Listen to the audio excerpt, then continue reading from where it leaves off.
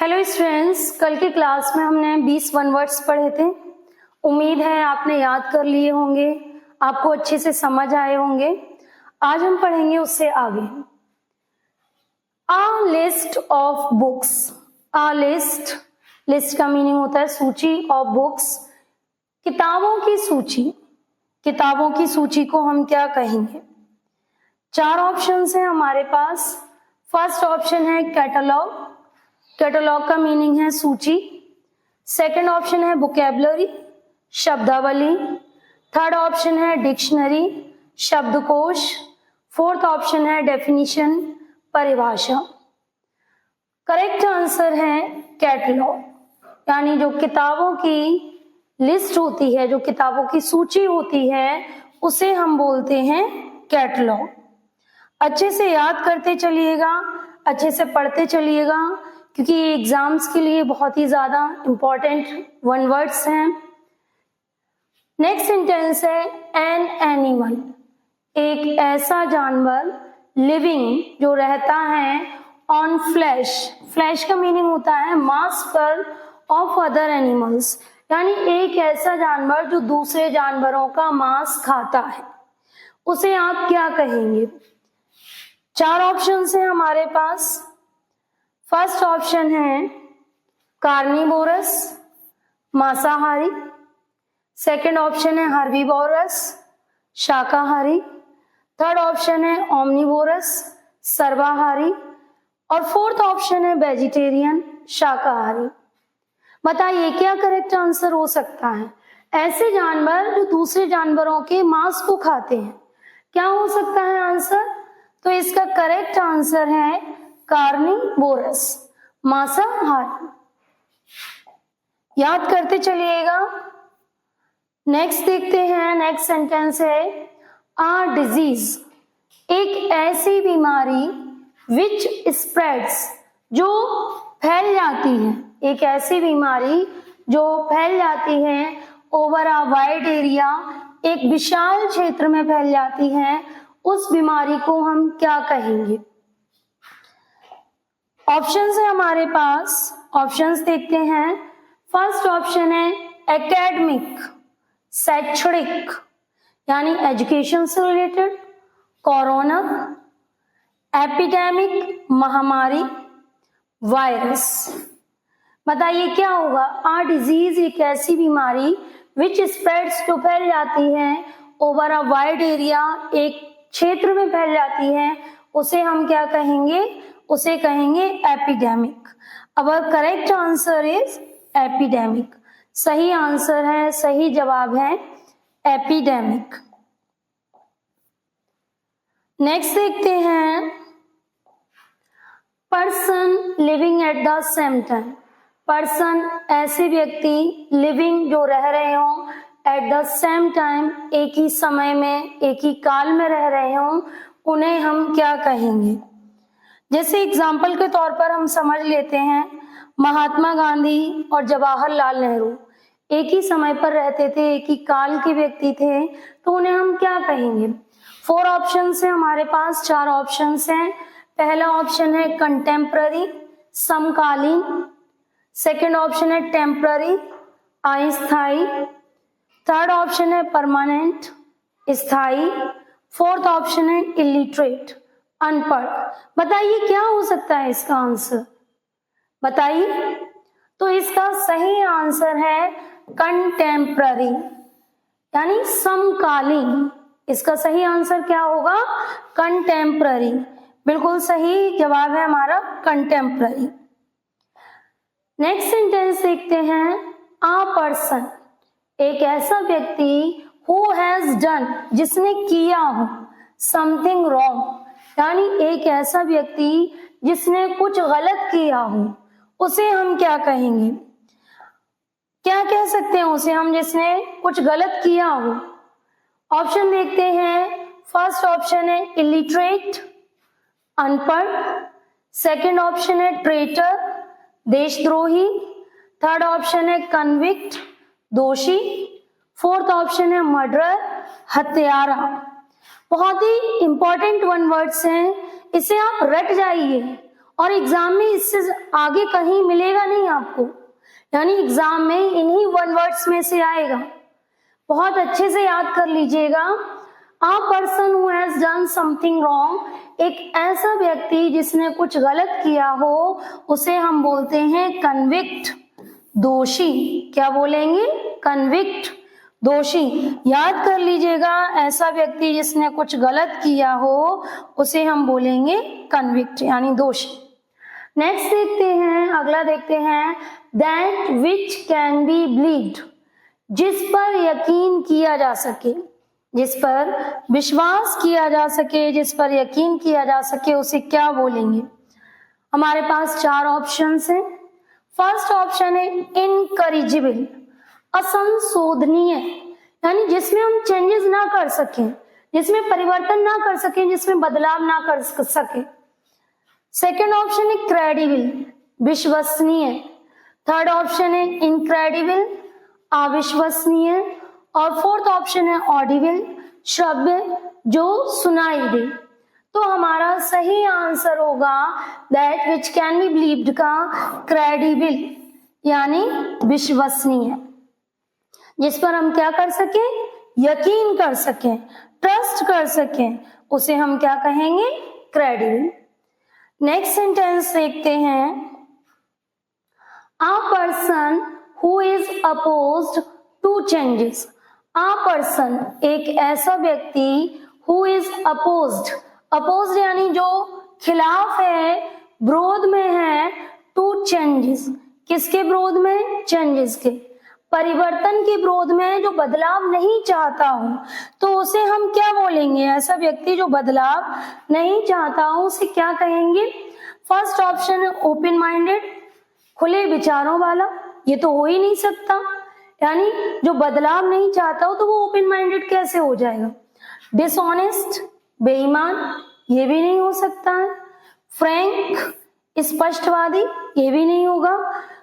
Conservative, रूढ़िवादी, यानी जो रूढ़ियों में यकीन रखता हो, जो पुरानी बातों में यकीन रखता हो, जो बदलाव नहीं चाहता हो, तो उसे हम कहेंगे कंजर्वेटिव। और हमारा सही आंसर यही है, यानी सही आंसर है कंजर्वेटिव।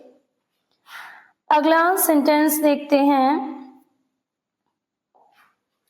आ पीरियड, पीरियड बोलते हैं समय को, काल को, ठीक है। आ पीरियड यानी समय को बोलेंगे ऑफ 100 ईयर्स, 100 वर्ष का समय। 100 वर्ष का समय क्या कहलाएगा?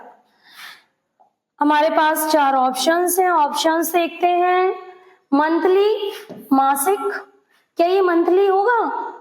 100 ईयर्स की बात कर रहे हैं यहाँ पर, तो ये मंथली नहीं होगा, ठीक है। सेकंड ऑप्शन है ईयरली, वार्षिक, क्या वार्षिक होगा? वार्षिक यानी 1 साल की बात हो रही है, ये भी नहीं होगा।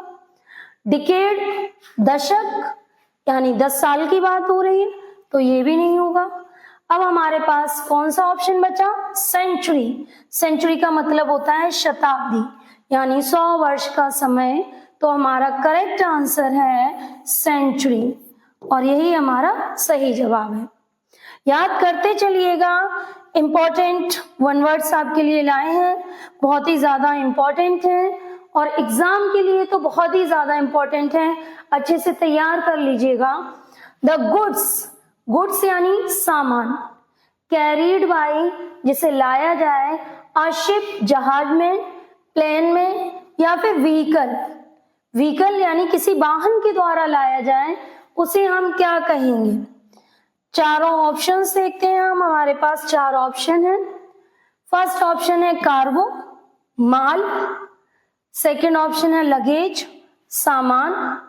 थर्ड ऑप्शन है आर्टिकल्स, वस्तुएं। और फोर्थ ऑप्शन है गुड्स, सामग्री। सही जवाब है कार्गो यानी माल, ऐसा सामान जो आप किसके द्वारा ले जाएं? जहाज, शिप के द्वारा, पानी के जहाज के द्वारा ले जाएं, प्लेन के द्वारा ले जाएं, या व्हीकल यानी किसी भी वाहन के द्वारा ले जाएं, उसे हम कहेंगे क्या? कार्गो। उम्मीद करती हूँ आपको अच्छे से समझ आ रहा होगा, आप सभी अच्छे से पढ़ रहे होंगे। अगर पढ़ रहे हैं अच्छे से तो चैनल को लाइक करना ना भूलें। Want of friend, want, want क्या मतलब? कमी भी होता है। वांट ऑफ फ्रेंड बारिश की कमी, पानी की कमी, जहां पानी की कमी होती है उसे क्या बोलेंगे?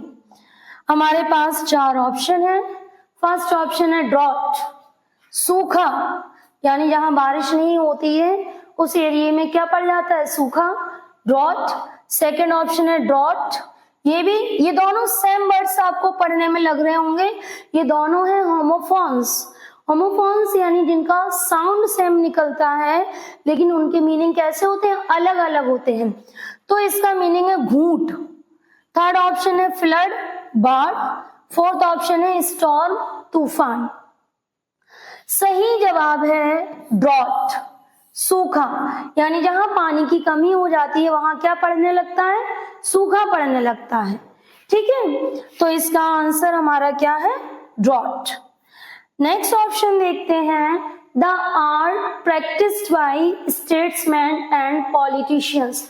द आर्ट एक ऐसी कला, प्रैक्टिस्ड बाय जिसका अभ्यास किया जाए या जिसका यूज किया जाए स्टेट्समैन एंड पॉलिटिशियंस, यानी नेताओं के द्वारा और राजनेताओं के द्वारा, उसे हम क्या कहेंगे? यानी ऐसी कला जिसका इस्तेमाल किया जाए, प्रयोग किया जाए नेता और राजनेताओं के द्वारा, उस कला को हम क्या बोलेंगे?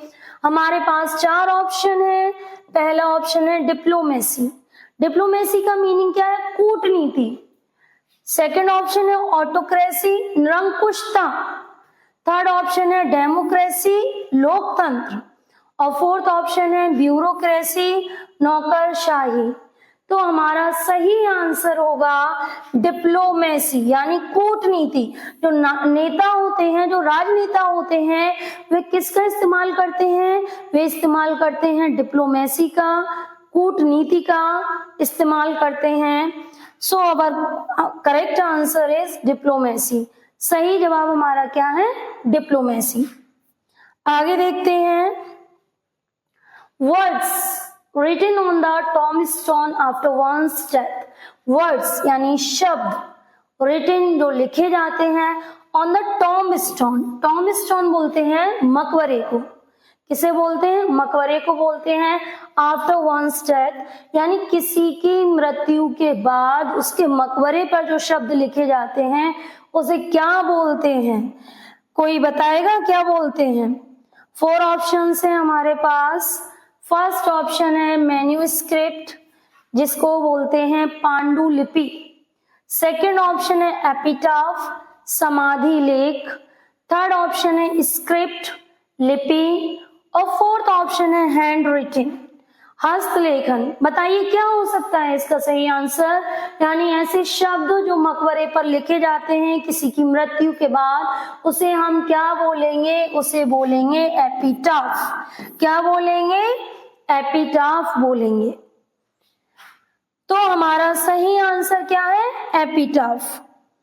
नेक्स्ट सेंटेंस देखते हैं, अ पर्सन एक ऐसा व्यक्ति हु टॉक्स टू मच, जो बहुत ज्यादा बात करता है, अबाउट हिमसेल्फ, अपनी बात ज्यादा करता है, ऐसे व्यक्ति को हम क्या बोलेंगे? ऑप्शन देखते हैं। फर्स्ट ऑप्शन है ईगोइस्ट, अहंकारी। सेकंड ऑप्शन है लिंग्विस्ट, भाषाविद। थर्ड ऑप्शन है आर्टिस्ट, कलाकार। फोर्थ ऑप्शन है फेटलिस्ट, भाग्यवादी।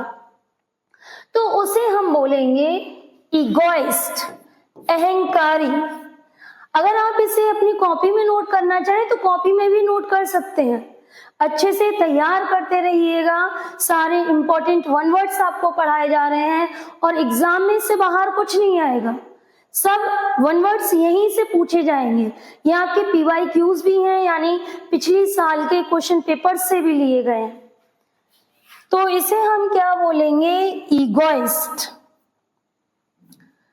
नेक्स्ट सेंटेंस देखते हैं, आई स्पीच एक ऐसी स्पीच, एक ऐसा भाषण, डिलीवर्ड जो दिया गया हो, विदाउट यानी बिना, प्रिपरेशन बिना तैयारी के। एक ऐसा स्पीच, एक ऐसा भाषण जो बिना तैयारी के दिया गया हो। तो ऐसी स्पीच को हम क्या बोलेंगे? हमारे पास 4 ऑप्शन है। पहला ऑप्शन है मेडन स्पीच, प्रथम भाषण। सेकंड ऑप्शन है एनुअल स्पीच, वार्षिक भाषण। थर्ड ऑप्शन है एक्सटेम्परिंग, बिना तैयारी के। और फोर्थ ऑप्शन है स्पीच, भाषण। बताइए क्या हो सकता है इसका आंसर? मेडन स्पीच, प्रथम भाषण, यानी जो हमारी पहली स्पीच होती है, तो मेडन स्पीच नहीं होगा। एनुअल स्पीच यानी वार्षिक भाषण, ये भी नहीं होगा। एक्सटेम्परी यानी बिना तैयारी के, यही हमारा सही आंसर है। ठीक है, तो इसका आंसर क्या होगा? एक्सटेम्परी। नेक्स्ट देखते हैं that which is fit to be eaten. That यानी जो, विच इज फिट जो उपयुक्त है, टू बी ईटन खाने के उपयुक्त है यानी खाने के लायक है, उसे हम क्या बोलेंगे? क्या बोलेंगे भाई बताएं। तो हमारे पास चार ऑप्शन है। पहला ऑप्शन है एडिबल, खाने योग्य। सेकंड है इलिजिबल, अपठनीय, जिसे पढ़ा ना जा सके। थर्ड है इलिजिबल, योग्य। और फोर्थ है ऑडिबल, शब्द जिसे सुना जा सके। तो हमारा करेक्ट आंसर होगा एडिबल यानी खाने योग्य, जो क्या किया जा सके यानी खाने के योग्य हो, खाने के लायक हो, उसे हम क्या बोलेंगे? एडिबल बोलेंगे। क्या बोलेंगे? एडिबल बोलेंगे। नेक्स्ट सेंटेंस देखते हैं लायबल टू एरर, गलती करने के लिए जिम्मेदार, यानी जो गलती करे उसे क्या कहेंगे? तो हमारे पास चार ऑप्शन है। फॉलिबल गलती करना, करेक्ट सही, इनकरेजिबल असंशोधनीय जिसे सही ना किया जा सके, ऑडिबल शब्द जो सुना जा सके। तो इसका सही आंसर होगा फॉलिबल, यानी इसके लिए आपके पास दोनों ही ऑप्शन सही हैं, अरबी सही है और फॉलिबल भी सही है। कुछ भी वन वर्ड में एग्जामिनर आपको दे सकता है, वो अरबी दे सकता है और फॉलिबल भी दे सकता है। नेक्स्ट सेंटेंस देखते हैं। नेक्स्ट सेंटेंस है one who does not eat meat. One एक ऐसा व्यक्ति, who does not eat meat जो मीट नहीं खाता है यानी जो गोश्त नहीं खाता है, उसे हम क्या बोलेंगे? फोर ऑप्शंस है हमारे पास। कार्निवोरस मांसाहारी, वेजिटेरियन शाकाहारी, हर्बीवोरस शाकाहारी। अब ये हर्बीवोरस ये भी शाकाहारी होता है, लेकिन इसे हम तृणभक्षी भी कहते हैं। तृणभक्षी यानी जो घास फूस पर डिपेंड रहता हो, घास फूस खाता हो। ओमनिवोरस सर्वाहारी। तो यहाँ बात हो रही है जो मीट ना खाता हो, उसे हम क्या कहेंगे? उसे कहेंगे वेजिटेरियन। तो हमारा सही ऑप्शन क्या है? वेजिटेरियन। याद करते चलेंगे साथ में, जिससे हमें एग्जाम के टाइम पर परेशानी ना हो, कोई भी प्रॉब्लम ना हो और हम आसानी से तैयारी कर सकें। डेली हम आपको 20-20 वन वर्ड्स पढ़ाएंगे और आसानी से आप तैयार कर लेंगे एग्जाम्स तक। आ पर्सन एक ऐसा व्यक्ति, हु स्टडीज जो पढ़ाई करता हो, इंसेक्ट्स। इंसेक्ट्स बोलते हैं कीड़े मकोड़ों को। किसे बोलते हैं? कीड़े मकोड़ों को। ऐसा व्यक्ति जो कीड़े मकोड़ों का अध्ययन करता हो, उसे हम क्या कहेंगे? हमारे पास चार ऑप्शन हैं। फर्स्ट ऑप्शन है जूलॉजिस्ट, प्राणी विज्ञानी। सेकंड ऑप्शन है एंटोमोलॉजिस्ट, कीट विज्ञानी। थर्ड ऑप्शन है बायोलॉजिस्ट, जीव विज्ञानी। और फोर्थ ऑप्शन है बॉटनिस्ट, वनस्पति विज्ञान। बताइए क्या होगा इसका सही आंसर? हु स्टडीज इंसेक्ट्स एक ऐसा व्यक्ति जो कीड़े मकोड़ों का ज्ञान रखता हो, उसके बारे में अध्ययन करता हो, उसे हम बोलेंगे एंटोमोलॉजिस्ट। क्या बोलेंगे? एंटोमोलॉजिस्ट बोलेंगे। क्या बोलेंगे? एंटोमोलॉजिस्ट। तो हमारा करेक्ट आंसर है एंटोमोलॉजिस्ट। नेक्स्ट देखते हैं the state of being living. The state यानी अवस्था, ऑफ बीइंग लिविंग यानी रहने की अवस्था। रहने की अवस्था को हम क्या कहेंगे? ऑप्शंस देखते हैं। एग्जिस्टेंस, अस्तित्व, वजूद। नॉन एग्जिस्टेंस, अस्तित्वहीनता यानी वजूद का ना होना। कंटेम्प्ररी, समकालीन। नन ऑफ दीज, इनमें से कोई नहीं। बताइए क्या हो सकता है इसमें? The state of being, of living, रहने की अवस्था। क्या कहेंगे उसे हम? उसे कहेंगे एग्जिस्टेंस। क्या कहेंगे? एग्जिस्टेंस। हमारा सही आंसर क्या होगा? एग्जिस्टेंस होगा। अगला देखते हैं, विच ends in death. Which ends in death, जो मौत पर खत्म हो, उसे क्या कहेंगे? विच एंड्स इन डेथ यानी जिसका खात्मा मौत पर हो, उसे क्या कहेंगे? या जो घातक हो, जो आपके लिए प्रॉब्लम क्रिएट कर सकता हो, उसे क्या कहेंगे? फैटलिस्ट, भाग्यवादी। सेफ, सुरक्षित। फैटल, घातक। हार्मलेस, हानि रहित। बताइए क्या कहेंगे? उसे हम बोलेंगे फैटल, घातक। क्या कहेंगे? फैटल, घातक। आई होप आपको क्लास अच्छी लगी होगी। अगर आपको मेरे साथ आगे और पढ़ना है तो क्लास को अभी के अभी लाइक कर दीजिए, और हाँ, चैनल को सब्सक्राइब करना मत भूलिएगा। कल हम आगे के 21 वर्ड्स फिर पढ़ेंगे।